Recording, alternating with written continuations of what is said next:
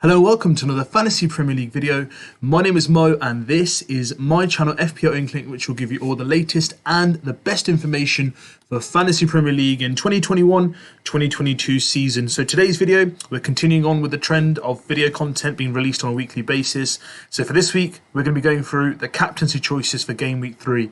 I'm going to identify the best candidates, my personal choice for my game week, who I'll be choosing as captain. So before we get into the choices, guys, if you've been here for the first time, welcome. If you've been here before, welcome back. If you haven't hit the subscribe button, hit that button, subscribe to FPL INKLING. Let's get close to the target of 1k subscribers as soon as possible. And in addition, if you like this content, give it a nice little thumbs up. So let's go through my personal choice for this week. So I will personally be captaining Bruno Fernandes, who will be playing on Sunday, and the game he has is against Wolves, which will be taking place at 4:30. So on a fixture difficulty, it's 3 out of 5. So it seems like not too much of an easy fixture or not too much of a difficult fixture. It seems like a challenging fixture for United, but personally for me, he's had a quiet game last week against Southampton. He will be back with a bang. Had a really good start at the start of the season. For me, based on the players I have, out of the selection that I can choose out of the premiums, he will be the one that I'll be looking to choose, because otherwise I've got Salah or Lukaku.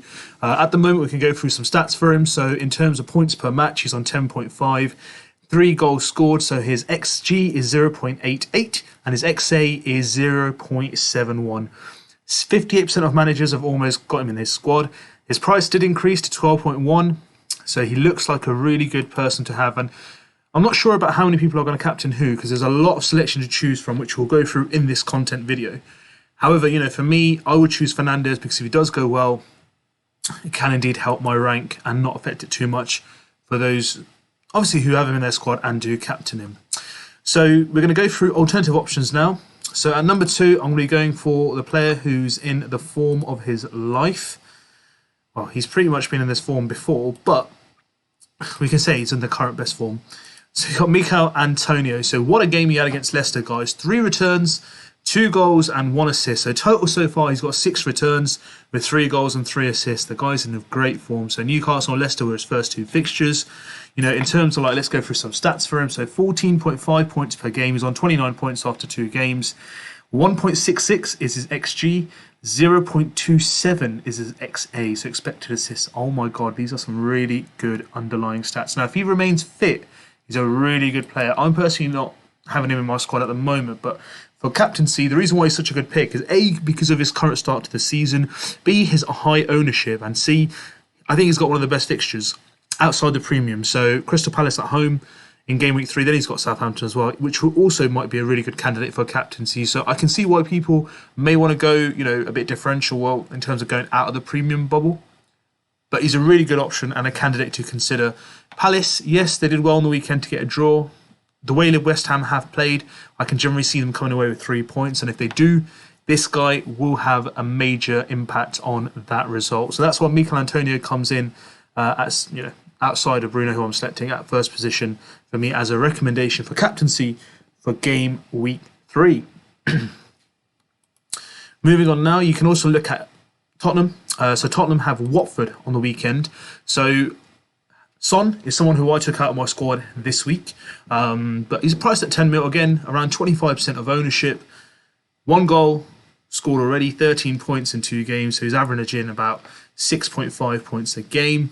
Against Watford, so it should be a fixture at home. Now with Harry Kane today announcing he will be staying at Spurs, what does that mean for you, your captaincy choices? Because everyone's looking at Son for this week. So we looked at Son. So Son's a potential which can be captain, but are we considering Harry Kane? Are we thinking we're going to get him into our squad? What impact will this have for Spurs as a club? Will it lift the other players? How will they accept him back into the squad so soon? These are all questions that we need to ask. But the first question we need to really understand is, how can Harry Kane really get back to his best, which we know he can do? The guy had an incredible season last season, 37 returns out of 38 games that were possible. The highest assist last year, highest goal scored last season, and he's got Watford at home this weekend in front of the Spurs fan. What a better opportunity to win him over. He's gone down in price by 0.2 from his original price. He's owned by around 7.3% of managers. Is he going to be a differential option from that aspect? And if he does go big, guys on penalties, pretty much, he's not the captain of Spurs, he's the captain of England. But he has that presence in Spurs. Can he make a final hurrah? Will he be leaving in January? We don't know. But Man City have certainly given up their interest in him. And I don't know what this actually means for Kane personally. But one thing I can assure you, the guy's a professional. From what I've seen of him, he always has delivered. The lowest goal tally he's had since being part of Spurs, is 17. So, even that season he got 23 returns. So it shows that, he is going to be getting returns. He does have a tendency to get injured. But we'll have to wait and see how does he fit in the new manager's thoughts process. But personally, it's a bit of a kick in the teeth for me because I've been planning for Harry Kane since day one. And then suddenly I just thought, you know what, Lukaku, I'm going to bring him in. I'm not sure about Harry Kane. What's going on? Boom, 2 days later, Harry Kane says I'm staying. I'm not too worried now. I've made my thought process. I'm going to follow it through. So we'll have to wait and see how he performs. Unless he goes absolutely berserk and, I can't hold back, I will look to get him in. But you know what? If you do choose him as a captaincy choice this week, I think it might be a wise decision because there is a point to prove and the opposition ahead of him is someone he would enjoy playing against because of the nature of their aggression, and he will get into positions where he can really exploit those kind of places as well to really get home and score some advantage. We can look at other candidates for captaincy, potentially for this week. So, for example, let's look at Romelu Lukaku. So he's playing against Liverpool away at Anfield. So it's one of the most difficult fixtures in the league itself. It's going to be against Van Dijk, so probably the best centre-back in the world before he got injured. I still believe, I haven't seen enough of him to give him that title again, but he was the best centre-back, pretty much close to probably one of the best players in the world before he got injured. So it's going to be a great classic battle. He's got a point to prove. His ownership's gone up. He was around the 14% mark, so he's nearly 20%. I think that could have been a much higher if Aston Villa were playing them this week. But do you want to go a bit left wing and choose him as your captain? Absolutely understandable. But for me personally, he's not going to be my captain for this week. I may consider him if I see some glimpses of him and he continues his good form. I could go for him in game week 4 itself, but that's another option. You've also got Mo Salah, of course. So again, 55% of ownership, quite high ownership. They're playing Chelsea this week, so he's got a good, difficult fixture. 1 goal, 2 assists so far. Chelsea at home. He's on penalties, so that's what gives him the comparative edge. I'm not sure about Lukaku, whether he will be taking penalties or not. He has taken it in the past for Manchester United, West Brom, and for Belgium as well, and Inter. So we're not too sure what he's going to be like because there's a lot of penalty takers, Jorginho, Mount, Havertz, you name it, at Chelsea. So we're not sure if he's going to be given the penalty duties just yet. But we'll have to wait and see and how that all develops. Mo Salah, this guy's incredible. I think generally I cannot imagine my draft without him. I think I had the best news yesterday that he's not going to be going to the international duty. Fabulous. He doesn't have to quarantine. I don't have to shake up my team and I don't need to worry about taking him out. He has gone up in price, guys, to 12.6. He's got some good fixtures coming up against Chelsea. They're the best defence in the league, guys. But that doesn't mean he can't score. Doesn't mean he can't go big. He could be a consideration. Out of those 54% of managers, I don't think too many will captain him. Some may do it for the differential aspect. Some may do it in terms of basically just thinking he's a great asset and he can do well. But I think based on ownership-wise, if it's 54.7 and 58% of Fernandes, I think Fernandes will be slightly more captaincy options as well. Antonio's going to be quite hot in terms of captaincy based on form and the opposition.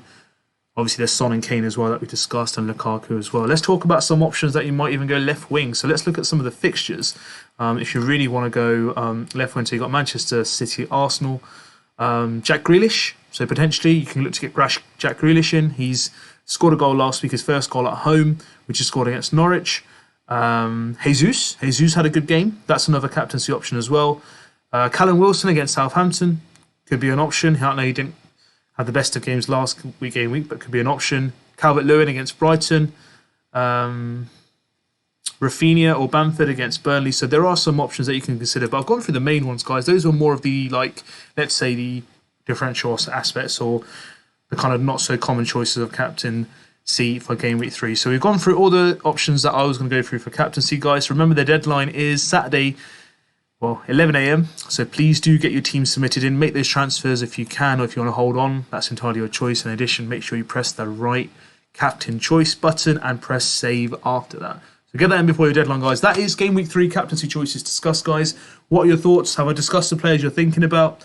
Is there any player that I haven't mentioned that you're looking at? Drop me in the comments below.